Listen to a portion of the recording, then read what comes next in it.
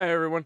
I just wanted to real quick run you guys through something that we found with Steam, an exploit that you can do to play more games, including your favorite emulators through Steam, and have access to something called remote play that Steam has that not everything has. Now, I said this in the previous video. Of course, NetPlay will always be the superior way of playing multiplayer games with your friends. Connecting up and using IP addresses is just significantly easier, significantly lower latency, and a significantly better gaming experience around. Sadly, that's not the world that we live in. Not every single game can be played through that means. So we need to find a different way to do it in order to play games, especially coming out of COVID. Less and less people are hanging out together, etc. etc. People are cool.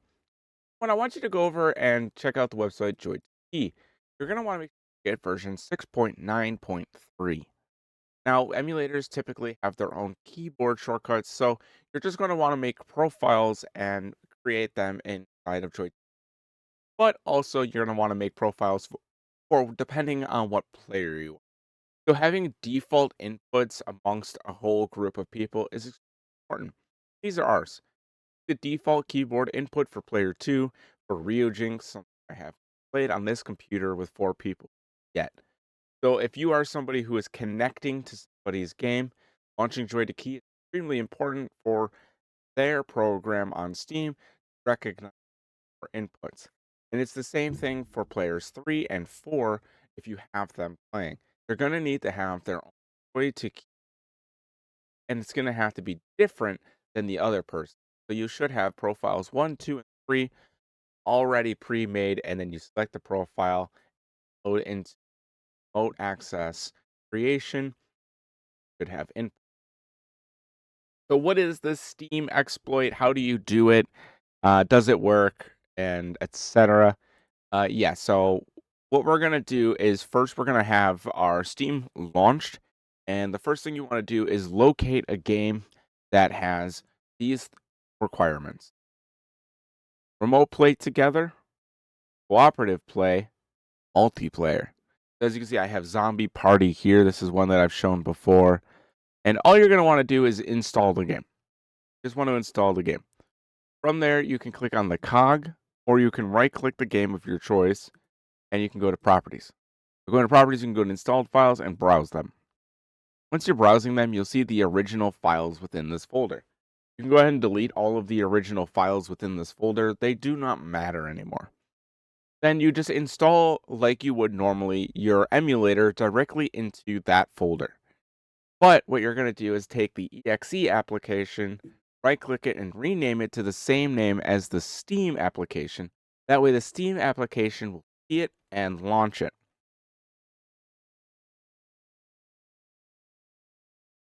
In this menu, you can go ahead and launch up whatever game that you and your friend want to play. So let's just say me and my friend wanted to play some Mario Kart 8 Deluxe together. Now, obviously, this is a PC. That's not supposed to be a thing that we can do in multiplayer, and it does have its caveats, but this is the quickest way to get everybody available to play Mario Kart 8 with you by just simply sending a link or an invite through Steam.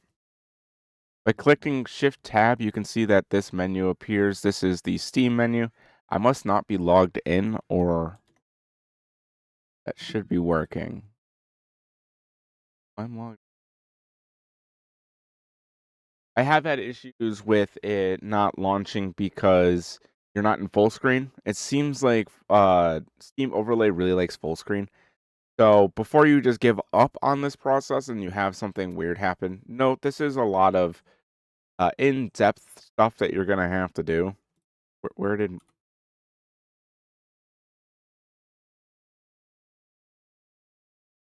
Mario Kart 8 Deluxe? No.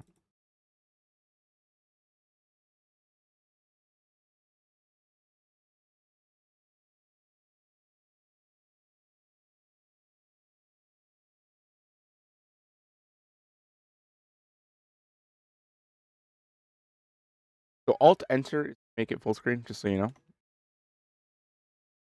There we go. So with the Steam overlay, and by the way, this isn't required. You don't need a Steam overlay. You can very easily click on invite and you can create a remote play session. When you invite your friends, these will be here. These are the mouse and keyboards, and you could have a gamepad depending on what you're using. RetroArch will work with gamepads without having an extra setup. It auto maps, it auto connects everything. So you could be in the middle of a session, very final race, three people playing, and somebody can hop in, and you could just switch to four player, and they will play no issue. Champions of Norath is a great example where you can kill them, and then other people can play. So if you want to do a Champions of Norlath playthrough, a PS1 version of Diablo playthrough, you can. It's all readily available too. So yeah, you could just invite them, and as long as they have the keyboard inputs and everything set up, it shouldn't have any issues. For Mario Kart 8, or in this case Rio Jinx, you're just going to go to your input settings. You're going to make this a pro controller, set it to all keyboard, and make sure your inputs match their input. So the keyboard inputs that they're using to key need to be perfectly mapped here for them to translate perfectly. That's all great. Ryujinx works, but what else works? Well, right here I have another game called Yet Another Zombie Defense HD. I think these games are like a buck. If I launch this one, you'll see that it runs Zemu. Zemu is your Xbox original emulator, meaning I can play Xbox original games now, two-player. If I go to Spelunky,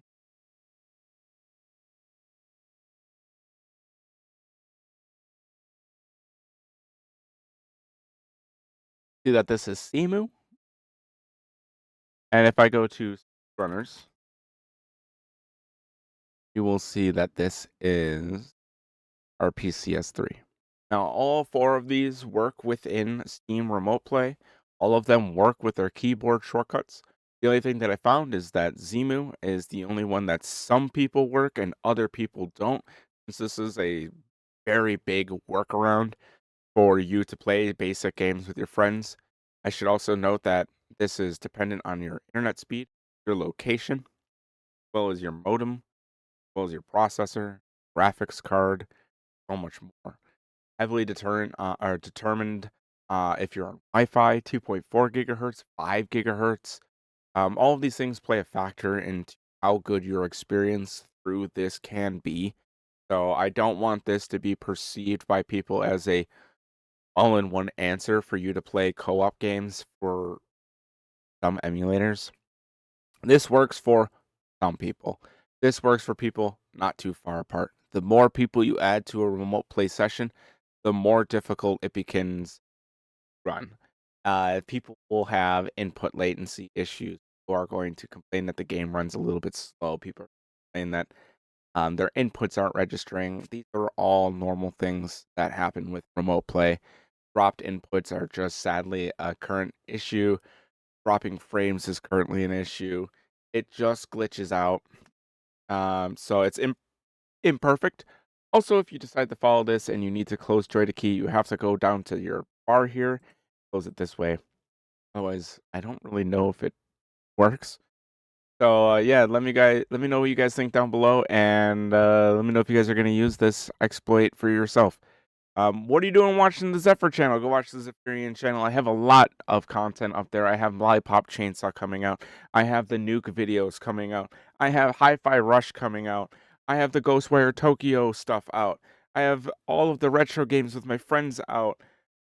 So much stuff. Fallout New California is done and fully edited, and the Complex is out, and GoldenEye 007 is out, and some of my artsy stuff is out. So there's a lot of Let's Play content over there on the second channel, our main channel. But thank you so much for checking out the second channel. I hope you learned something today. I hope you figured something out. And if you're also somebody looking for these exploits, don't be afraid to leave a comment. If you find anything interesting, the community would always love to know. You have a great one.